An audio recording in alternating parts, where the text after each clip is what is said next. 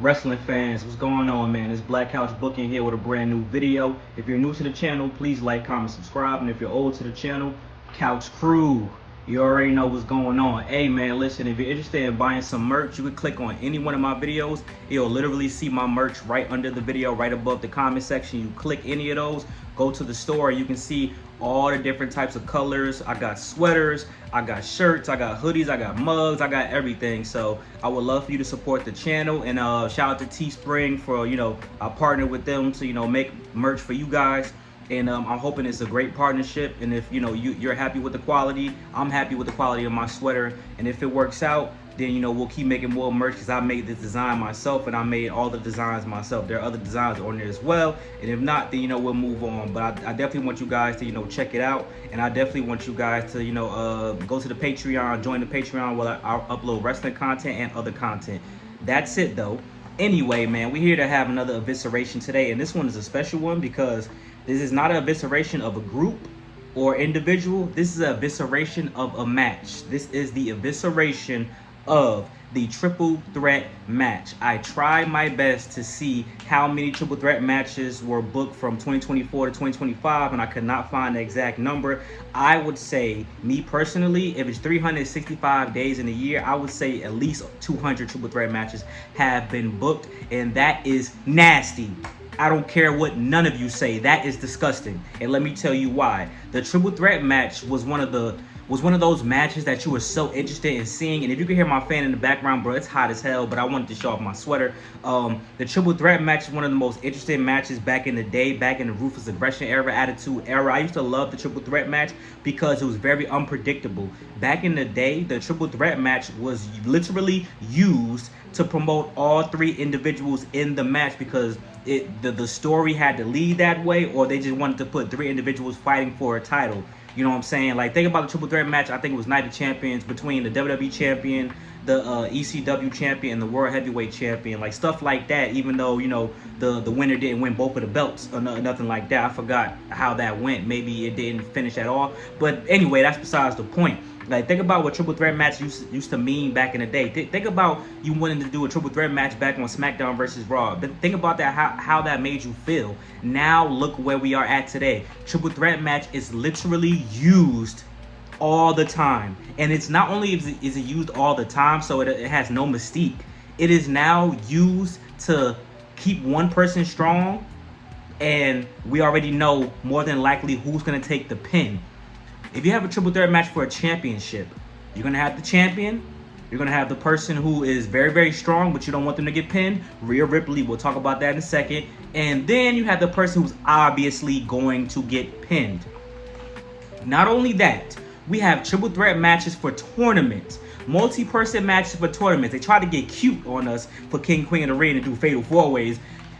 Nah, the diddler. You're not gonna diddle us. We not beat for that, bro. We know what you're trying to do. We know y'all want to do triple threat matches. Not only that, guys, we have triple threat tag team matches, which I am not a fan of, and I'm not a fan of fatal four-way tag team matches as well, but I'll talk about that later on.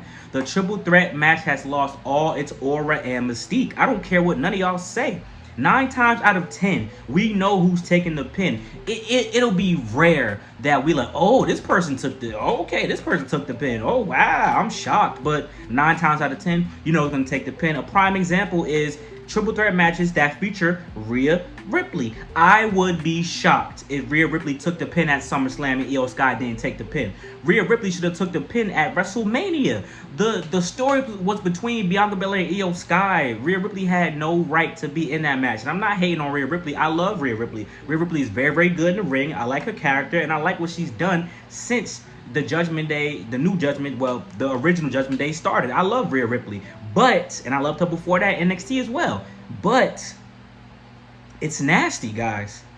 The triple threat match really used to mean something, whether it be a triple threat steel cage, regular triple threat falls count, anyway. Bro, the triple threat match used to be so good. Now we're literally subjugated to using the triple threat match for lazy booking. Why in God's green earth can we not just have a one-on-one match where we have a definitive winner? Literally, they'll throw in a third person just so that one person cannot take a pin in that match. Do y'all not think that's crazy? Am I the only one who really has an issue with this? And I really have an issue. I'm gonna get close to y'all. And I really have an issue. I'm talking to you. Poke. I really have an issue with triple threat matches being a part of a tournament scene.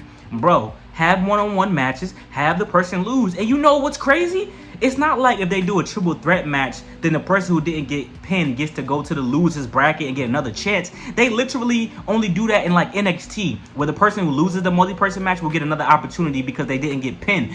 Bro, once the person wins a triple threat match, the other people don't even get another chance. So what's the point of doing a triple threat match? We can just have a one-on-one. You know who you want to win, but you're so afraid of having the other person get pinned. Like, that is so stupid. Bro, people win and lose in life, bro. People can take losses and it won't hurt them. Rhea Ripley could have got pinned at WrestleMania and she would still be in the same position she's in today.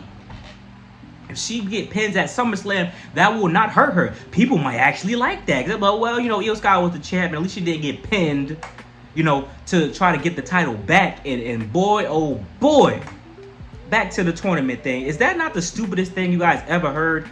Look at all these people that are putting these triple threat matches literally for no reason. If Candice LeRae is in a triple threat match, you know Candice LeRae is for sure not winning. If you know Carmelo Hayes in a triple threat match, you know for sure he's not winning and taking the pin.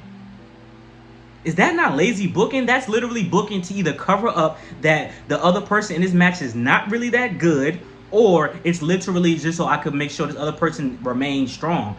My God, a lot of people don't really look at wins and losses, bro. You go on cagematch.net to look at people's win-loss record. People taking a loss in a triple threat match does not make them weak. The point of a triple threat match is it's so unpredictable that the champion can lose their belt by not being pinned. But more often than not, the person that's getting pinned shouldn't have been in the match anyway. They really was a non-factor in the match, or they was just literally there because the person who the champ should have just had a one-on-one match with, y'all not ready for them to be champion, but y'all don't want them to take the pin as well. What the hell are we doing here?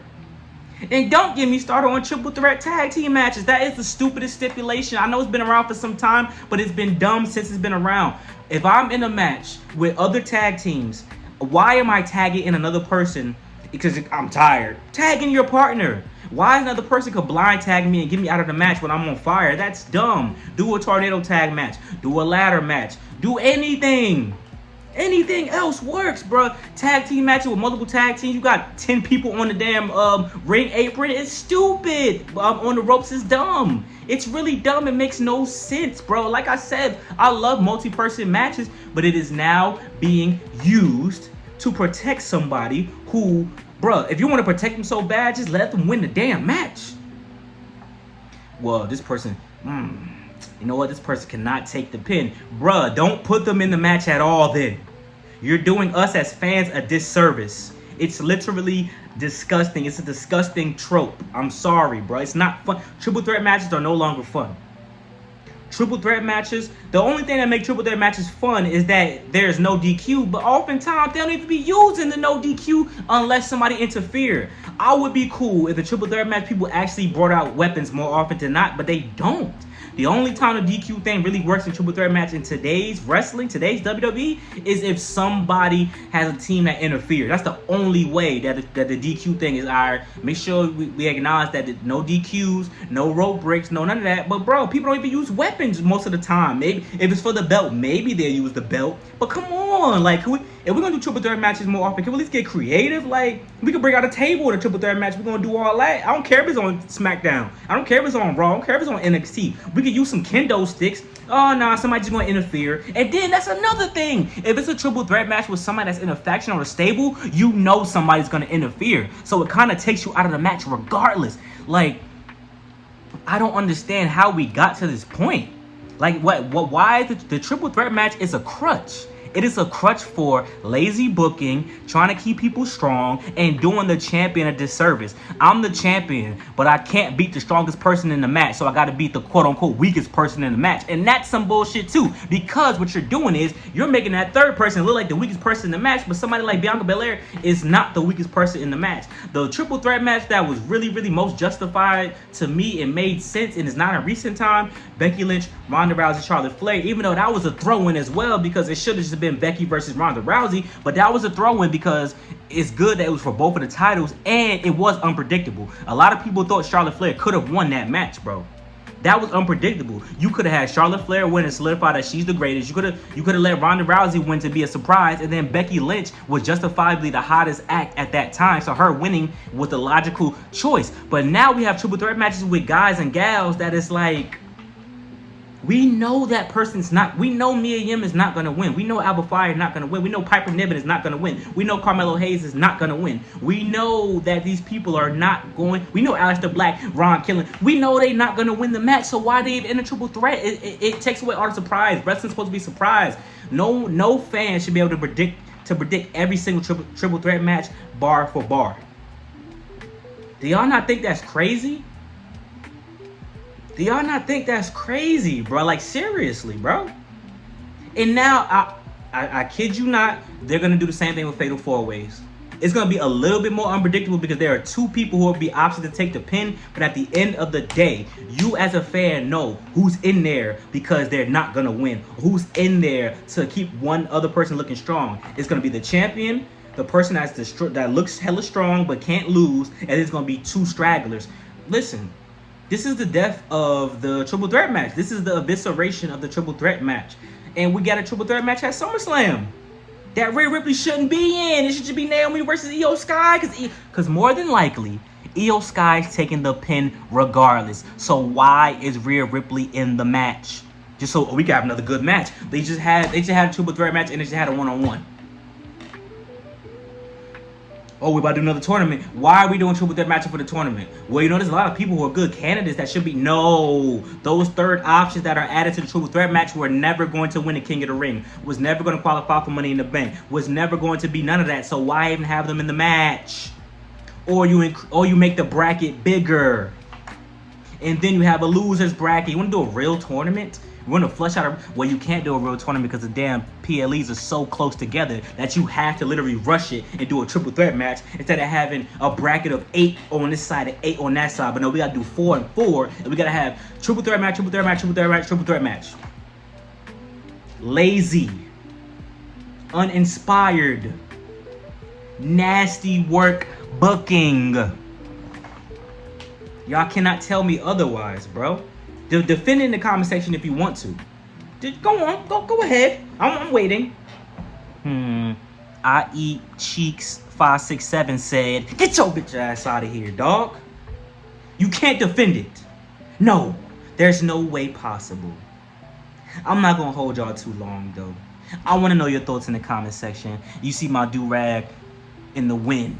Like, comment, subscribe. Thank you for the love, support as always. Hope you guys enjoyed this video today. Short, sweet, to the point. More bangers coming soon. Join the Patreon. It's in the link in the description down below. And I will have a lot more wrestling videos for the Patreon coming soon. And life videos as well. Like I said, guys, get your merch. Get your merch, man. I appreciate y'all. Tenfold. See you guys later. Peace out.